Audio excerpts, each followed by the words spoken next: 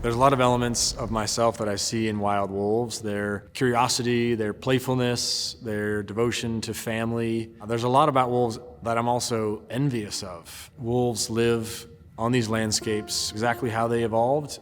I'm not living exactly how I evolved.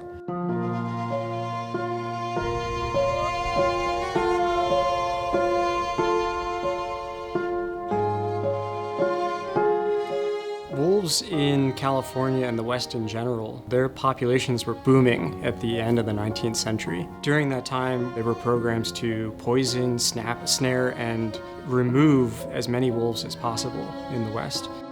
You can stem a lot of wolf eradication and basically the war on wolves to manifest destiny. We needed to remove these howls in the night in order to make way for good Christian progress. With that came the exploitation of nature, utilizing millions of buffalo, bison for their hides and meat. We removed the food source for the million or so wolves that potentially were on the landscape as well. We replaced a lot of those animals with livestock. So there was this contention between wolves and livestock on the landscape.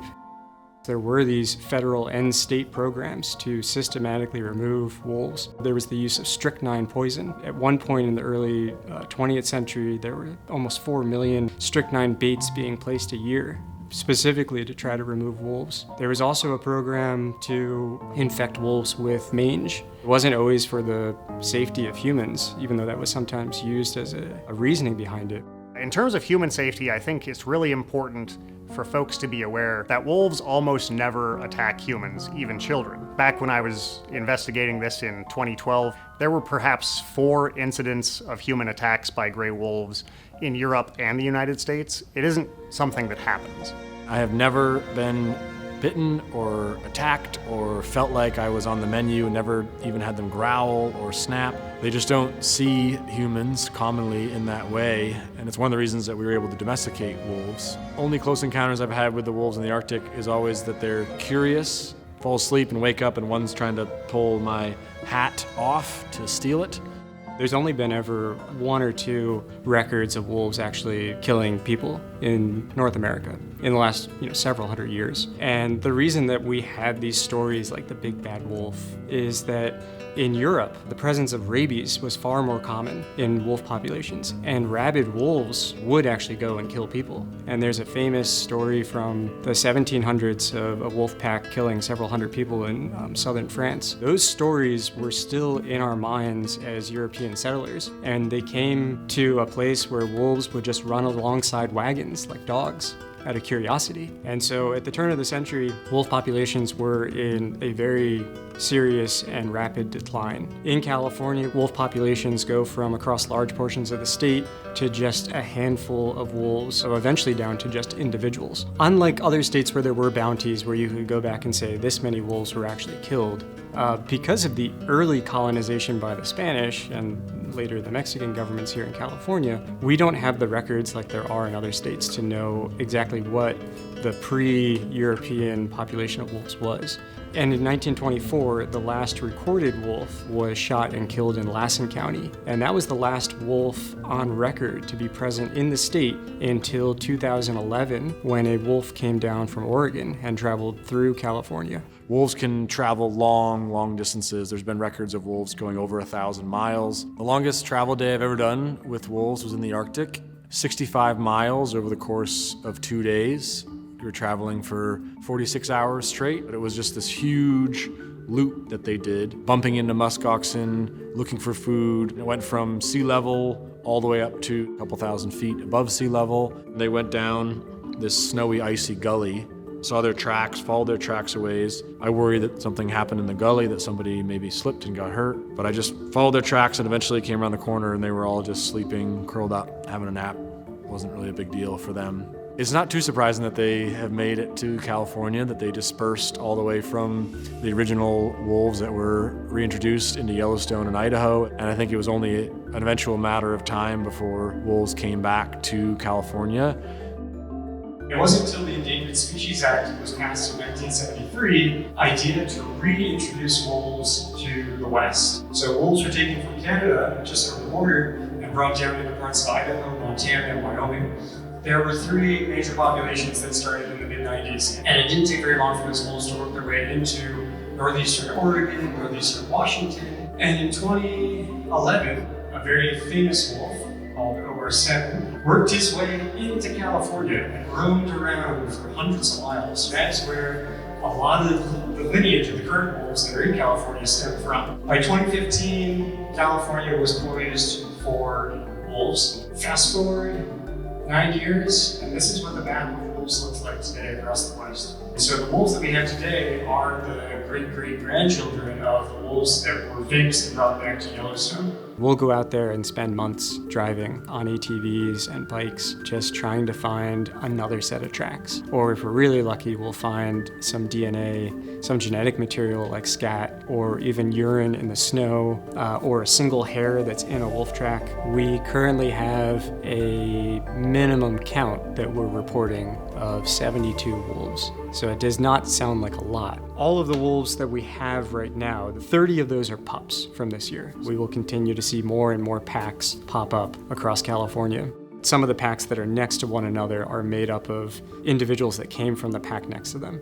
And so they have a little bit of history with one another in some of these locations. And so one thing that we expect to see is that over time, as that relatedness goes away, that those wolf packs will bump up against each other quite a bit more. And we'll also start to see wolf-on-wolf interaction. One of the higher sources of wolf mortality is other wolves. So one thing we'll expect to see is that as those wolves colonize more and more of the habitable parts of the state, we'll tend to see more competition between them. We expect to see more interaction between packs and wolves. And eventually wolves will start to move into areas that are less ideal and suitable for them.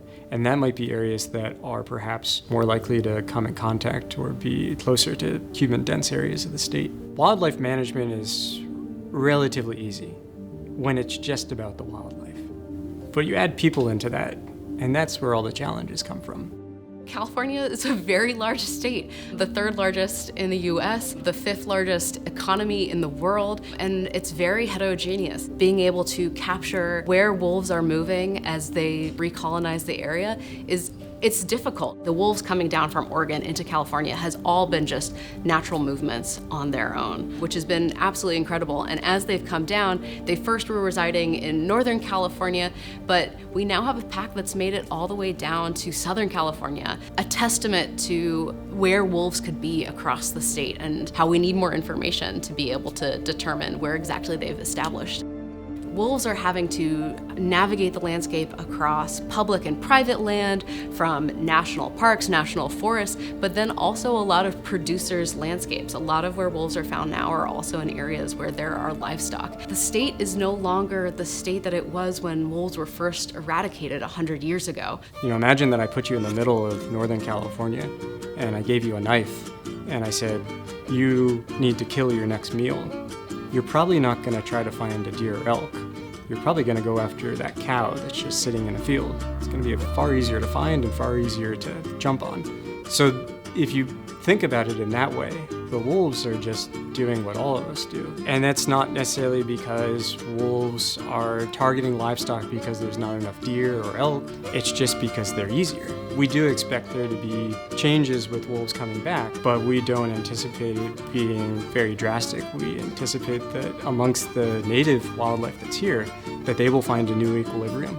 So for instance, we'll probably see mountain lions and coyote numbers fall in areas where there's persistent wolf presence because those numbers are somewhat artificially inflated when wolves are removed. And that's something that we've seen across the United States actually, is with the absence of the wolf, that coyote numbers are not only much higher, but they're in areas where historically coyotes were not.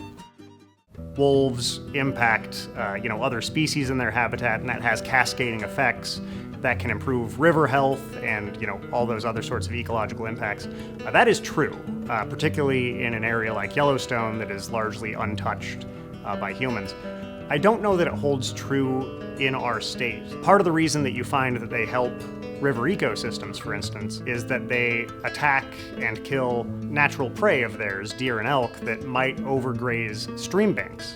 course, we don't have a lot of elk populations in wolf habitat in California. Our deer populations were already on the decline. I should also note that there are really big benefits to cattle ranching in California. For one, they're sort of maintaining those open spaces. That provides habitat for animals, including gray wolves. If we lose those ranches, that area can be developed or it can just become overgrown. They do provide an ecological benefit, including probably most relevantly up in northeastern California. Cattle ranching reduces fire fuels and can create fuel breaks that keep some of those huge fires we've seen since 2020 from occurring in the first place or from spreading and becoming huge conflagrations.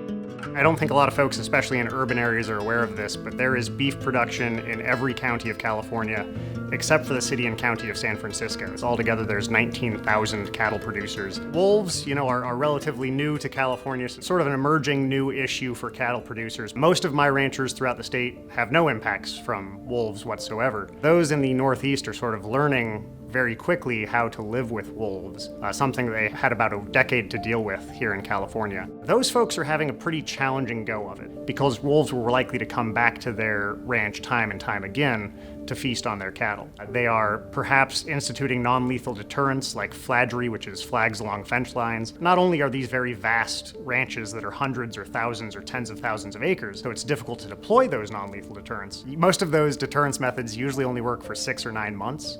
Wolves are smart animals. There's also an indirect impact of wolf presence on that ranch. Wolves will chase cattle. That results in, of course, them losing weight rather than gaining weight, which is sort of the name of the game when it comes to cattle production. You'll have increased losses of pregnancies among pregnant cows. Those folks that have had impacts from wolves have had really severe impacts from wolves. So the separate question is, should wolves remain fully listed as an endangered or threatened species under the California Endangered Species Act? And I think the answer to that is no. We instead want to manage them as a non-game mammal. So there still wouldn't be hunting, there still couldn't be ranchers directly taking a gray wolf, but at least the Department of Fish and Wildlife would have some management authority. They don't have that management authority now. We would like them to have it. California versus wolves or people versus predators is potentially an oversimplification of a very complex issue that include climate change, that include increased fire and drought and fragmentation across the landscape, that we really need to be thinking about the ecosystem as a whole. It's such a dynamic landscape, and these animals and these people are changing their minds constantly and adapting to the area, and so we really need adaptive management strategies. So not only do we need to have a snapshot, but this needs to be continuous, and we need support to continue that work because it's going to keep changing as the population increases, as policies change, and as people adapt and livestock adapt and change. It's been really great to be at the beginning of this challenge here in California and how we could potentially get ahead of it and make sure that we are both supporting economic development and these rural ranchers, as well as seeing this species kind of come back and flourish.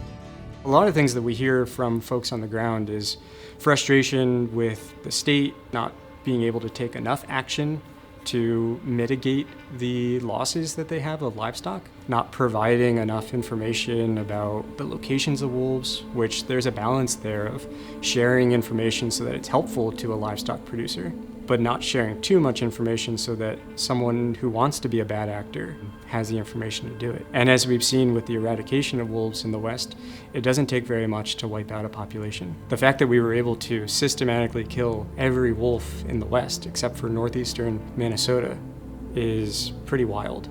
There's a lot of raw emotions with it. It does impact people's livelihoods. It brings a lot of fear. It brings a lot of emotions. It brings a lot of anger. And that's because it brings change. Wolves bring change. We changed the landscape, whether it's California or the rest of the West. We changed it to suit ourselves and our needs and what we think society should be. We have an opportunity to decide what our story is right now and what we value. I am inspired by the fact that ultimately there is a lot of common ground there. Most people want and believe in the protection of natural resources and our environment. I think the biggest challenges for wolves coming into California is going to be how to navigate the number of people living here, and it just requires some more curiosity and creativity. Anytime modern humans are bumping up against the natural world and having this idea of conflict, I think it's an opportunity for us to reevaluate our relationship to the natural world to be able to figure out ways to coexist. I am one of the few people in the state agency that every waking moment is about wolves. I like wolves because I like dogs and I like raw wildness, and wolves definitely represent this wildness that is returning to us. Living in California sometimes feels a little relatively quiet, and the fact that there is this wild apex predator that has wandered its way back into California, basically making us rethink societal philosophy, I think is just absolutely fascinating.